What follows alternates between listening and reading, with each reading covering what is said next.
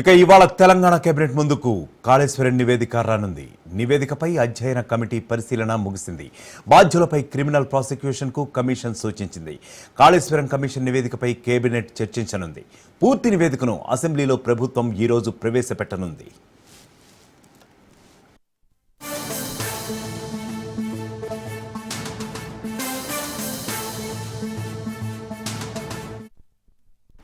ఇక కాళేశ్వరం నివేదికపై సచివాలయంలో కీలక సమావేశం ముగిసింది. 2 రోజుల క్రితం Kaleshwaram commission chairman PC Ghosh తుది నివేదికను ప్రభుత్వానికి అందజేశారు. అనంతరం రేవంత్ సర్కార్ ఈ నివేదికను అధ్యయనం చేయడానికి సిఎస్ రామకృష్ణారావు నేతృత్వంలో ఓ కమిటీని ఏర్పాటు చేసింది.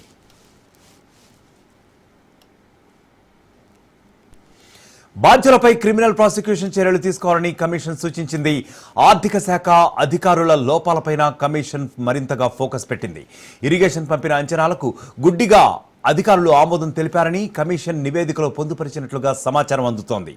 ఆర్థిక శాఖ అయితే కనీస బాధ్యతలు కూడా నిర్వహించలేదని వివరించింది.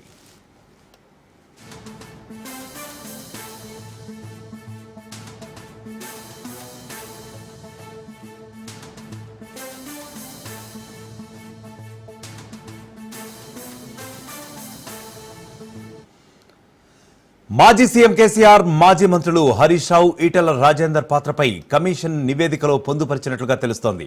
ఇవాళ కేబినెట్కు అధ్యయన కమిటీ బ్రీఫ్ రిపోర్ట్ ఇవ్వనుంది. కేబినెట్ సమావేశంలో కాళేశ్వర కమిషన్ నివేదికపై సీఎం రేవంత్ రెడ్డి మంత్రులతో చర్చించనున్నారు.